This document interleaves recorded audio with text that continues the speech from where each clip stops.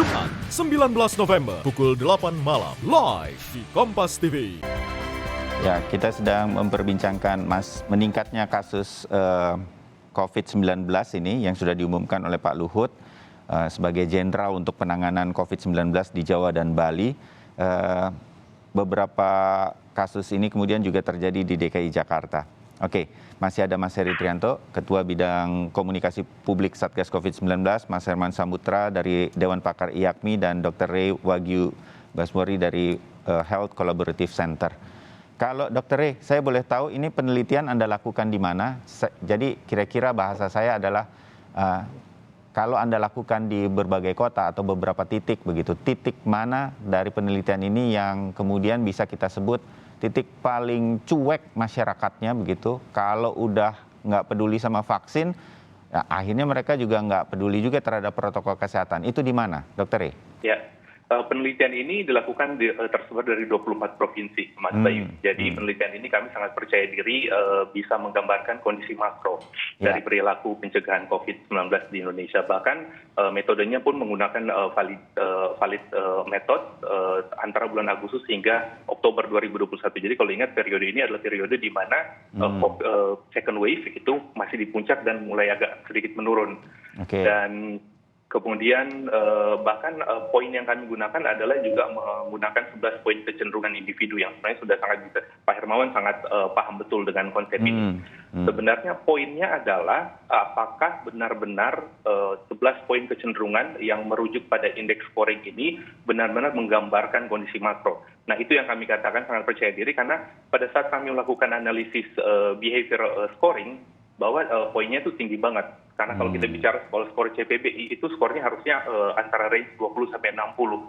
Yang nggak vaksin dan skor tinggi mencapai hampir 60 itu 35%. Nah, yang kalau saya bisa merujuk kepada penelitian ini, Mas Bayu, kami melakukan interpretasi bahwa mereka yang 35% ini yang nggak mau divaksin dan skor perilaku pencegahannya jelek, itu akan berpotensi menjadi communal influencer.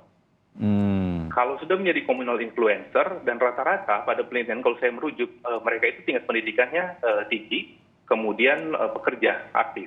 Nah kita ingat sejak second wave, sejak kasus menurun, pemerintah sudah mulai membuka akses tempat kerja bahkan yang non esensial sudah mulai hingga 50 hingga 75%. Yang dikhawatirkan dari penelitian ini adalah mereka yang tidak taat prokes dan tidak mau divaksin akan menjadi communal influencer. Jadinya orang akan melihat bahwa mereka nggak divaksin nggak apa-apa kok. Akhirnya prokesnya juga akan menjadi semakin longgar dari masyarakat. Itu nah, kota, ini sebenarnya dari provinsi yang menjadi sampel Anda itu kota besar atau kabupaten atau bagaimana yang kemudian terlihat begitu? Banyaknya di kota besar apa enggak nih orang-orang seperti itu? Iya, memang kebanyakan di kota besar, jadi 60% itu ada di Jabodetabek, Jawa dan Bali. Tetapi hampir 40% itu dikontribusi dari Jabodetabek, Jawa Barat, Jawa Tengah, dan Jawa Timur. Jadi sebenarnya adalah populasi yang paling besar di Indonesia, Mas Bayu. Oke, ya. Jadi ini orang-orang di penelitian ini muncul, saya menyebutnya orang-orang yang sepertinya anggap cuek aja, COVID seperti nggak ada dan mereka nggak mau divaksin, tapi kemudian menyebarkan apa yang ada menjadi putusan pribadi mereka ini ke orang lain. Belum lagi mereka bisa terpapar COVID akhirnya dan kemudian justru menjadi agen penular kepada yang lain. Nah ini yang kemudian menjadi masalah begitu. Dr. Ray, apa yang harus dilakukan kalau ada hal semacam ini menurut, saya yakin penelitian ini juga menyertakan saran bagaimana kemudian mengatasinya bagi pemerintah? Ya, sebenarnya cuma dua indikator kan Mas Bayu dan Pak Hermawan juga sangat paham. Jadi sudah ada global konsensus bahwa untuk mengendalikan COVID-19 cuma dua, yaitu pengetatan prokes dan coverage vaksin yang harus setinggi mungkin. Masalahnya adalah pengetatan prokes itu harus dilakukan bukan hanya dari pemerintah dan dari Dan kalau kita melihat bahwa prokes di luar negeri pun sebenarnya sudah cukup tinggi, tetapi second wave dan third wave itu tetap berlangsung. Jadi memang coverage vaksin juga harus sangat-sangat tinggi di Indonesia. Apalagi kalau kita melihat skor perilaku pencegahan kita cenderung rendah. Jadi barrier yang kedua yaitu vaksin itu harus menjadi semakin tinggi. Oke. Begitu Mas Bayu. Jadi 2 poin ini sebenarnya. Tetapi jangan kita lupa bahwa edukasi khusus untuk orang-orang dengan CPBI skor yang rendah atau skor kecenderungan yang rendah itu harus ada customized atau tailor made. Nah, ini yang belum dilakukan. Dan kalau kita lihat Jerman itu juga adalah salah satu negara yang mengadmit, sudah mengakui bahwa melakukan edukasi yang bukan serampangan, generalisir, itu ternyata tidak berhasil untuk mengubah scoring perilaku. Jadi apalagi di Indonesia yang by nature kita sangat beragam. Nah, tailor made education khusus terutama untuk menyasar daerah-daerah yang skor CPBI-nya sangat rendah, itu juga harus dilakukan bukan hanya Satgas, tapi juga untuk akademisi dan tentu saja peran media, Mas Bay. Oke, baik. Terima kasih, Dr. Re. Mas Hermawan, apa yang kemudian bisa dilakukan pemerintah menjelang akhir tahun ini? Nataru kan menjadi salah satu titik krusial agar kita tidak, saya menyebutnya kita tidak menuai badai pandemi lagi nih di Januari atau Februari. Mas Hermawan? Iya, jadi saya melanjutkan saja ya dari apa yang disampaikan Pak Rey tadi, bahwa terkait dengan perilaku pada akhirnya bisa dilihat dari berbagai pendekatan. Nah, banyak sekali teori yang dipakai untuk menganalisis perilaku. Dan yang paling populer salah satunya itu Lawrence Green Theory ya, yang membedakan bahwa perilaku itu dipengaruhi oleh predisposing factor, ada enabling factor dan reinforcing factor. Nah, kalau kita bicara kampanye pengetahuan, bagaimana tingkat ekonomi, latar belakang pendidikan, jenis kelamin dan lain-lain, itu predisposing factor namanya, faktor yang melekat pada individu. Sehingga kampanye kita sering menyentuh hal ini sejauh ini, berkaitan dengan pengetahuan, kemudian sikap yang akhirnya berharap dan mempengaruhi perilaku. Tetapi ada enabling factor dan reinforcing factor sebenarnya yang sangat memungkinkan dan mendorong orang untuk berbuat taat dan tidak taat terhadap protokol kesehatan. Nah, salah satu yang sebenarnya yang seperti yang disampaikan tadi, ketika ada kampanye untuk memperlebar cakupan vaksinasi sesuai dengan segmentasi kebertahapan sesuai dengan profil masing-masing, itu sesuatu yang berkaitan dengan reinforcing factor sebenarnya. Tetapi juga ada yang berkaitan dengan enabling factor yang lain, di mana protokol kesehatan itu dikampanyekan juga dari dan oleh masyarakat sendiri, dan ini yang harus kita tumbuh kembangkan. Jadi intinya kalau kita ingin mengantisipasi dinamika dan kekhawatiran kita di masa datang terkait dengan sporadis yang mungkin muncul dari kasus ini, maka pendekatannya tetap sama, ada yang sifatnya community based, ada yang sifatnya provider based. Provider based inilah yang kita harus terus wanti-wanti bahwa testing dan tracing itu bukannya diturunkan, apalagi tetap dinaikkan skalanya sebagai upaya untuk aktif case finding, upaya melakukan mitigasi terhadap potensi kenaikan kasus secara dini, secara lebih cepat. Nah, yang kedua kan tentu saja kebijakan atau afirmative policy ya, untuk melakukan restriksi, membatasi tetap. Nah, membatasi ini yang agak kontradiktif kami melihat karena kebijakan kita justru memberi ruang pelonggaran itu secara masif. Nah, yang ketiga kita berharap vaksinasi. Tetapi yang paling critical point-nya adalah vaksinasi lansia. Bagaimanapun kita memperlebar cakupan vaksinasi, tetapi ketika kita bicara fatality cases, maka lansia inilah yang harus menjadi sorotan. Sangat penting. Maka perubahan metode terhadap vaksinasi lansia tidak bisa lagi pasif, tapi harus proaktif. Pendataan, kemudian cara untuk menjemput dan juga melakukan upaya persuasi, ini kita harus evaluasi. Karena kita melihat di negara-negara Eropa dan sebagian di regional Asia Tenggara, sudah terjadi kembali kasus yang signifikan, dan ini alarm juga buat kita, Mas Bayu. Oke. Mas Heri, ada tanggapan bahwa ini pesan-pesan yang mungkin di meeting hari ini nanti mudah-mudahan bisa didengarkan, dan mudah-mudahan ini juga didengarkan oleh Kementerian Kesehatan dan lain-lain diskusi kita pagi ini.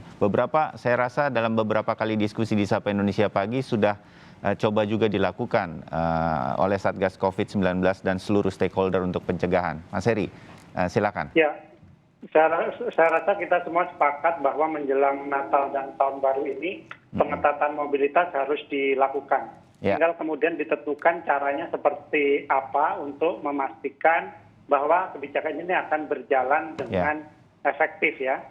Seperti kemudian pengetatan terkait dengan syarat-syarat perjalanan, sebenarnya sinyal-sinyalnya sudah akan atau bahkan sudah diberikan. Tadi yang seperti disampaikan oleh Pak Re maupun Pak Hermawan, sebenarnya ini sebenarnya inline juga yang sedang dipikirkan oleh pemerintah untuk memastikan kebijakan yang kita tempuh ini benar-benar efektif ya, berbasis data dan ilmu pengetahuan, karena memang begitu banyak hal yang belum kita ketahui tentang COVID-19.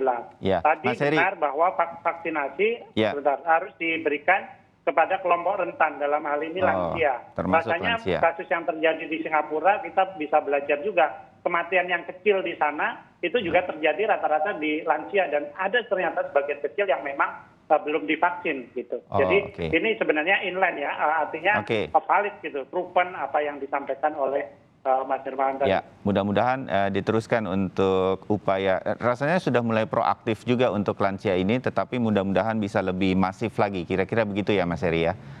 Betul. Oke, Mas Heri, sedikit saja, ini buat pemirsa nih yang mungkin merencanakan untuk misalnya berlibur Natal, Tahun Baru, akhir tahun. Saya ingin memastikan saja, bocoran lah kalau boleh begitu, supaya tidak dadakan seperti di tahun lalu, tiba-tiba ada pengetatan begitu. Nah, ini pemerintah akan melakukan pengetatan. Sinyal-sinyalnya, kalau kata Mas Heri sudah terlihat, saya lihat nih, cuti bersama ditiadakan untuk Natal dan Tahun Baru oleh pemerintah. Dan beberapa menteri sudah melakukan imbauan ketika di doorstop interview oleh media, ya kalau bisa masyarakat jangan semuanya bepergian atau melakukan perjalanan-perjalanan di Natal Tahun Baru, mungkin merayakannya lebih simpel atau sederhana. Nah, ini sinyal-sinyal. Jadi akan ada pengetatan nih, biar masyarakat justru lebih siap, Mas Heri. Rasanya itu sebuah keniscayaan ya, Mas Bayu, bahwa pengetatan karena memang mobilitas masyarakat meningkat dan di akhir tahun mobilitas meningkat.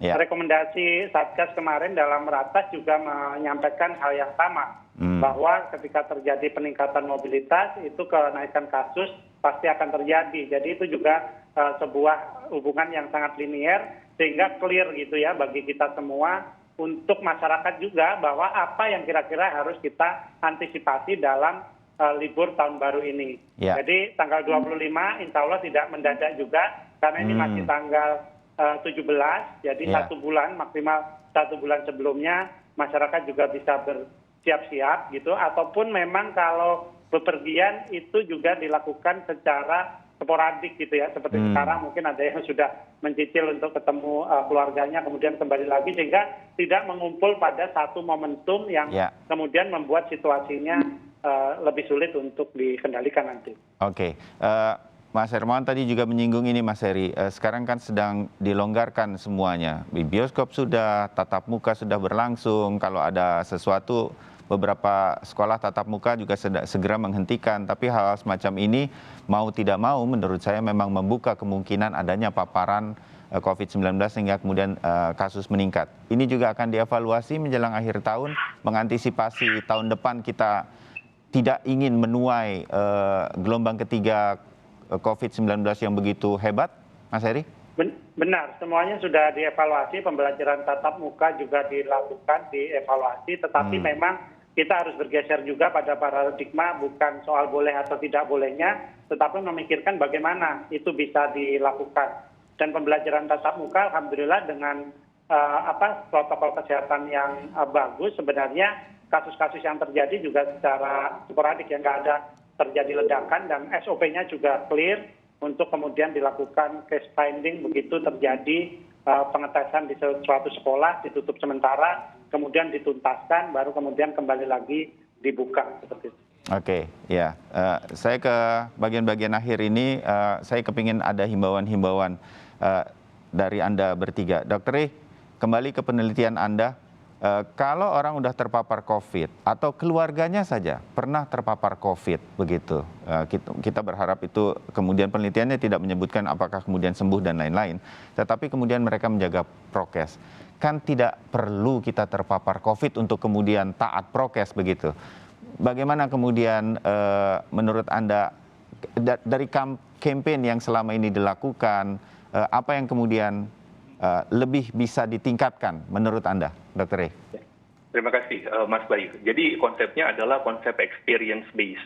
Jadi sebenarnya yang dikhawatirkan adalah jangan sampai orang berubah setelah kontak erat atau menjadi survivor atau menjadi atau keluarganya sempat menderita COVID. Yang perlu dilakukan adalah enabling factor yang dikatakan Mas Pak Hermawan tadi, bahwa kalau merujuk pada penelitian kami, konteks mereduce potensi communal influence-nya itu tinggi sekali, yaitu dengan memastikan agar supaya agent yang sukses melakukan prokes, kemudian akses ruang publik itu harus diperketat. Itu dulu, karena yang saya ingat adalah di beberapa negara juga tingkat perjalanannya kan rendah sekali di Eropa. Tetapi akses ruang publik itu dibuka selebar mungkin. Nah ini mungkin yang harus, karena merujuk ke penelitian kami adalah salah satu yang diperhatikan orang yang skor perilakunya rendah itu adalah karena mereka melihat nggak divaksin dan bisa akses ruang publik biasa aja, jadi kenapa saya harus vaksin? Gitu Mas Bayu. Jadi nomor satu adalah selain prokes, memastikan agar supaya akses ruang publik itu juga dibuat tetap ketat. Oke, masukan yang sangat bagus nih menurut saya. Mas Hermawan, Anda ingin menambahkan berkaitan dengan, saya berkaca pada Jakarta lah yang saya pikir sudah begitu normal nih, macet, Jakarta is already back. Ini udah Jakarta begitu, sudah seperti nggak ada pandemi, kecuali mungkin saya masih melihat semua orang lebih banyak yang menggunakan masker.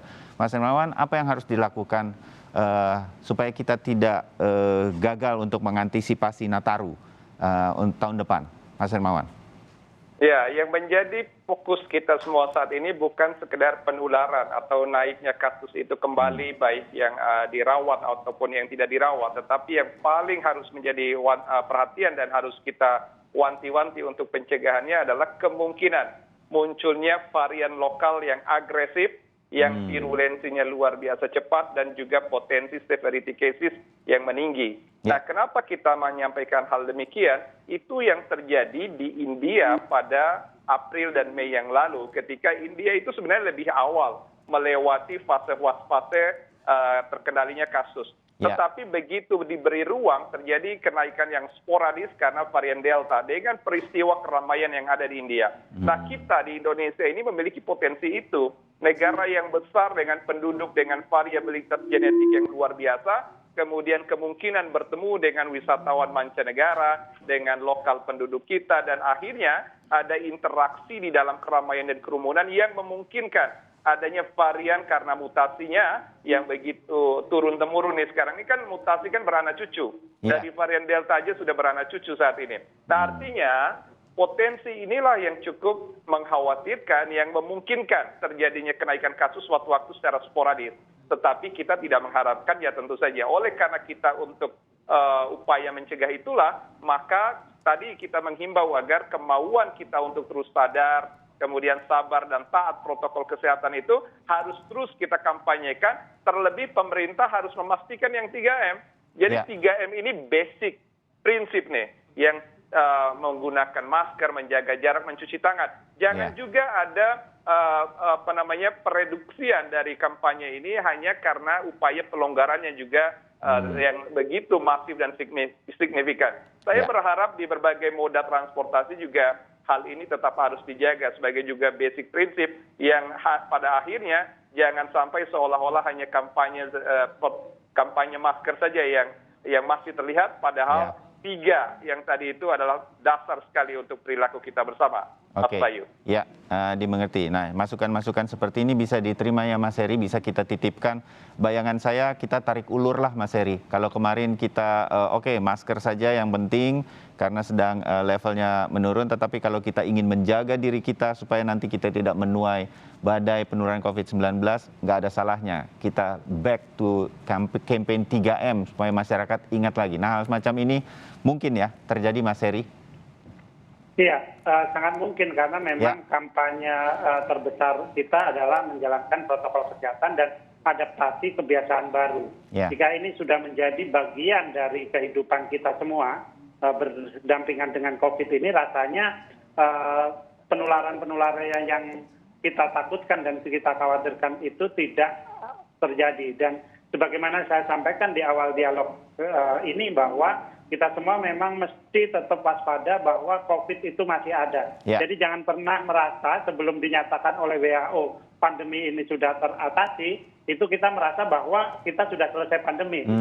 Karena semuanya masih bisa terjadi dan begitu banyak contoh di negara lain yang bisa kita pelajari. Dan sebagaimana terjadi ledakan kasus kita ini selalu belakangan dari negara-negara lain, mestinya kita punya waktu atau punya kesempatan untuk belajar lebih baik, menyiapkan diri. Ya, mudah-mudahan kita semua bersiap untuk yang skenario terburuk lebih baik kita siapkan daripada kita tidak siap sama sekali. Baik, Mas Heri, terima kasih. Kita tunggu hasil rapat-rapatnya dan kita sebagai masyarakat pasti akan menerima dan mendukung upaya-upaya pencegahan penularan COVID-19 yang tidak kita inginkan sebagai sebuah gelombang ketiga yang sangat buruk nanti. Selamat bertugas. Mas Hermawan, terima kasih masukannya. Dr. Rey juga terima kasih hasil penelitian dan masukannya. Mudah-mudahan ini semua berguna bagi kita untuk mencegah penularan COVID-19. Salam sehat, kita ketemu lagi di diskusi yang lain. Terima kasih. Salam sehat. Terima kasih semua, Dr. Rey, Dr. Hermawan, Mas Bayu.